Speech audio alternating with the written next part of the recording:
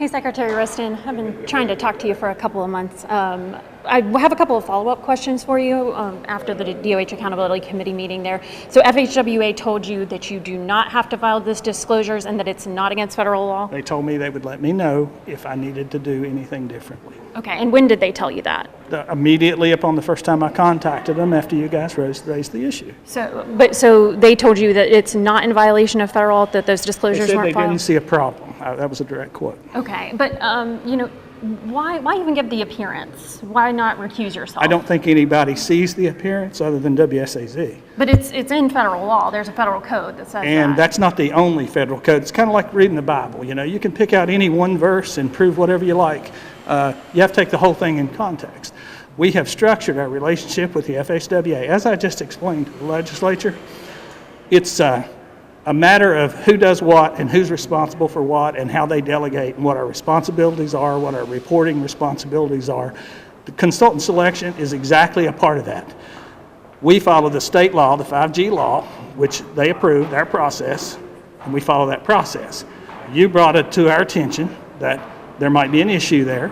We reached out to the proper authority, the FHWA. We reached out to our state ethics folks. We had the lawyers look at it. I'm not a lawyer, I'm an engineer. Yeah. If we need to do something differently, we'll do it. Have they told you anything different so far to do? They have not. But I know Bird White delegated these these responsibilities to you. Why not make that responsibility to somebody else in your office? One of the things that we did when Bird came in is we needed to change the culture. We need to revitalize our Department of Transportation because we were way off track. We didn't have enough resources. We had a lot of issues. We had a lot of cultural issues. We had people that were really unhappy. And part of that culture change was exactly that, was to deal with these things one at a time, try to get everyone to buy in to what our mission was and what the best way to accomplish that mission. Well, I'll be honest, a lot of people are coming to me saying they're very unhappy right now. I mean, we're getting email. I got one last night. They're saying the culture's not good. I don't think you're seeing a lot of people. I think in an organization of 6,000 people, you're obviously going to have people that aren't happy. You're seeing discord across this country. We have work shortage issues. We have entitlement issues across this country. The truth is, the world changed. After the pandemic, the world changed. We have to change with it. We'll work with these issues with our folks. If you're a transportation department worker today, you're much better off than you've ever been on salary, on benefits, on the way you do your job, the things you have to do your job with. But people are telling me the construction division is under fire. I can't deal with people that tell you things if they don't bring the issues to me. They say they're coming to you. Nobody has come to me with issues like you're talking about. Well, let me ask you another thing. Did you meet with Secretary Mark Scott on January 27th of this year? I have no idea. What was I meeting with him about? About your cousin Alan Reed, who was the number 2 at the time, about his retirement. No. We have documents that show that Alan Reed put in his retirement a couple of days after. I'm not going to talk about employees or former employees, but I did not meet with Mark Scott. No. Not about Alan Reed's retirement? I did not. Okay.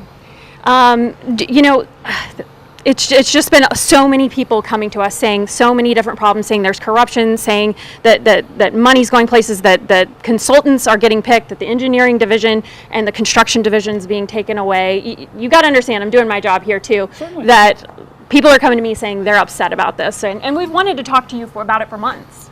I'm kind of busy. I know, but when people are coming to me, I have to do my job, and they want to hear from you. I don't blame you for doing your job one bit.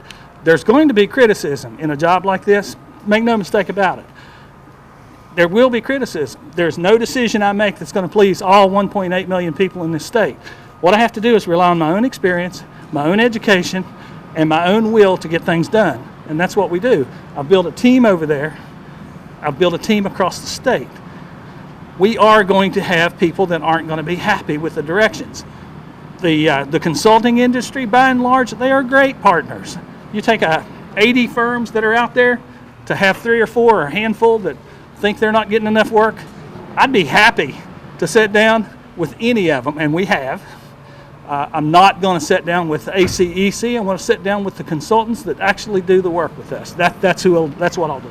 So just to be clear, are you planning on recusing yourself from any of these Michael Bakers? Because you are the final selection. No, not unless. No, I'm not the final selection. I am the approval authority.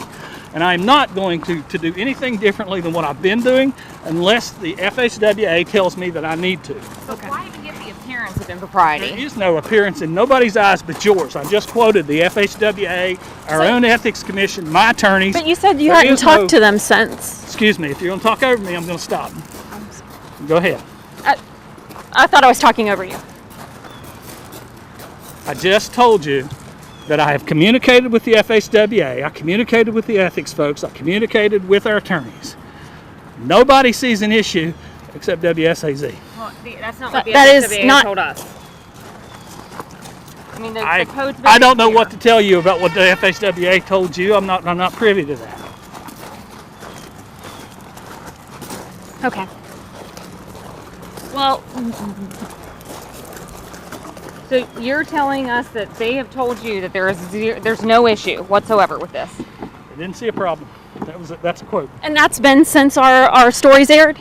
That was since your first inquiry. And they told you that you don't have to file these So- disclosures. No, they didn't tell me that. They did not say that. What I said was exactly what I meant. What I said was, they said they don't see a problem. We had several issues with I the... requested that if they need me to do something different, let me know. They have not told me to do anything different or requested that I do anything different. I can't be any more clear. I just testified before the Oversight Committee. I was clear. I spoke plain English. And there's nothing more to say here. One last question for you. We had some issues with the affidavits and names not matching and things being very confusing in terms of who was on the Glenville Trust Selection Committee. I know you were on the short list according to your lawyer. Why not send us an affidavit saying you weren't there, you weren't on the selection committee? I can do that. Okay. Do I just need to put in that request?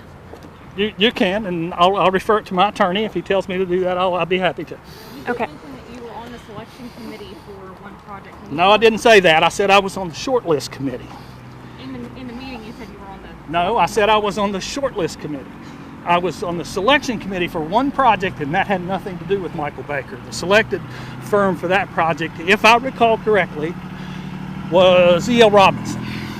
That's who you picked? I think that was the selected firm, and that was not who I picked, that's who the committee picked. I had one vote on that committee. Michael Baker was not even in the running for that? No. Let me ask you this. Have you ever told anybody or anybody that sat in for you or told anyone who to vote in these meetings? Absolutely not. Absolutely not. Okay. Well, anything else that you'd like to clear up with us while we've No, got you? I think I've spoke plainly, and I think I've spoke very directly. I don't know what else to tell you. Okay. Well, we haven't had a chance to talk with you, so I wanted to talk to you for months. I appreciate you taking the time to speak to us. Certainly, thank you. Thank you.